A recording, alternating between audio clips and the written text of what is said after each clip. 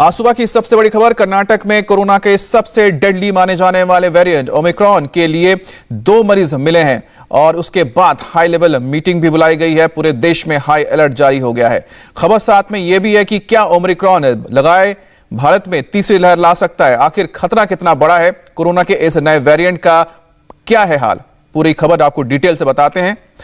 उससे पहले बात वैक्सीनेशन की भी है। मामले जिस तरह से देश में बढ़ रहे हैं उसको देखते हुए यह बहुत बड़ी बात है कि हमने एक बड़ा माइलस्टोन हासिल कर लिया है। देश में अब तक 125 करोड़ से ज्यादा लोगों को कोरोना की वैक्सीन लगा दी चुकी है। इनमें से करीब 79 करोड़ 52 लाख लोगों को सिंगल डोज है और करीब 46 करोड़ 26 लाख लोगों को डबल डोज लगा है। यह आंकड़ा ओमिक्रॉन के संक्रमण में मददगार साबित हो सकता है, क्योंकि WHO भी कह चुका है कि ओमिक्रॉन को रोकने के लिए वैक्सीनेशन और टेस्टिंग दोनों की रफ्तार तेजी से करनी होगी। इसे देखते हुए पूरे देश में अलर्ट जारी किया गया है। कर्नाटक में 2 मरीज मिलने के बाद आज वहां ओमिक्रॉन के स्ट्रेन को ट्रैक करने के लिए हाई लेवल मीटिंग बुलाई गई है। संसद में भी आज केंद्रीय स्वास्थ्य मंत्री का ओमिक्रॉन को लेकर, रोकथाम को लेकर, प्रोटोकॉल को लेकर बयान आएगा। कोरोना के सबसे खतरनाक वेरिएंट ओमिक्रॉन की दस्तक के बाद सबसे बड़ी चुनौती क्या है? सबसे बड़ी चुनौती है कि इसको आगे फैलने से रोकना है। इसे लेकर कर्नाटक से बाहर से दूसरे राज्यों में फैलने से रोकना भी एक बड़ा सवाल है। 2 मरीजों के मिलने के बाद कर्नाटक के मुख्यमंत्री ने आज कोविड टास्क फोर्स और स्वास्थ्य मंत्रालय के अधिकारियों की बैठक बुलाई है। वहीं कर्नाटक समेत देश के सभी इंटरनेशनल फ्लाइट्स वाले एयरपोर्ट्स पर टेस्टिंग और संभावित मरीजों की स्क्रूटिनी बढ़ा दी गई है। दिल्ली ने जहां पर 30,000 से ज्यादा कोविड बेड्स की तैयारी की है, वहीं मुंबई में BMC अपने बंद कोविड सेंटर्स को खोल रही है। इसी तरह से तैयारियां लखनऊ और पटना में भी की जा रही है। एयरपोर्ट से लेकर रेलवे स्टेशन और बस स्टॉप पर भी भीड़ भाड़ इलाकों में कोविड प्रोटोकॉल को लेकर सख्ती बढ़ा दी गई है। यह पूरी कवायद गुरुवार के बाद और तेज कर दी गई है, जब कर्नाटक में 2 मरीजों के मिलने की पुष्टि हुई है। कर्नाटक में जो एक मरीज मिला है उसकी उम्र 66 साल है और यह दक्षिण अफ्रीका का नागरिक है और 20 नवंबर को दुबई से भारत पहुंचा है। 21 नवंबर को उसकी टेस्टिंग हुई थी और कोविड टेस्ट की रिपोर्ट पॉजिटिव आई है। इसके बावजूद वो निजी होटल में चेक इन किया। 23 नवंबर को कोविड टेस्ट नेगेटिव आया और 27 नवंबर को वापस चला गया। उसके बाद जब जीनोम सीक्वेंसिंग की गई उसके सैंपल की, तो उसमें ओमिक्रॉन मिला। गनीमत है कि उसके कांटेक्ट में आए सभी लोग नेगेटिव पाए गए हैं।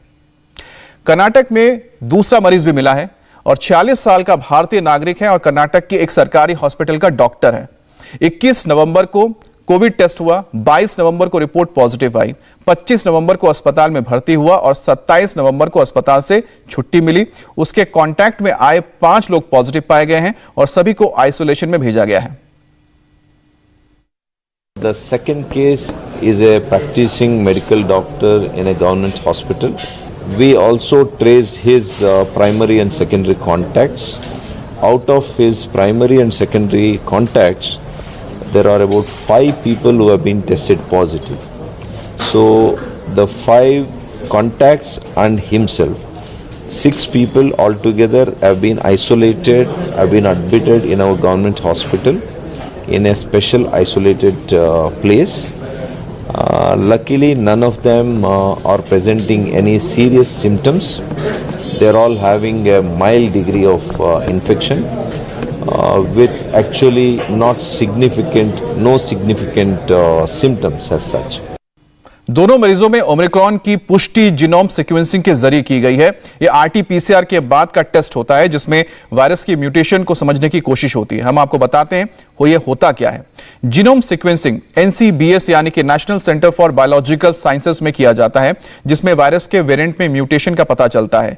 यह म्यूटेशन वेरिएंट के अलग अलग जीन में होते हैं जो आमतौर पर RT-PCR टेस्ट से म्यूटेशन का पता नहीं चलता है, तब उसके जीन सीक्वेंसिंग के जरिए म्यूटेशन का पता लगाया जाता है।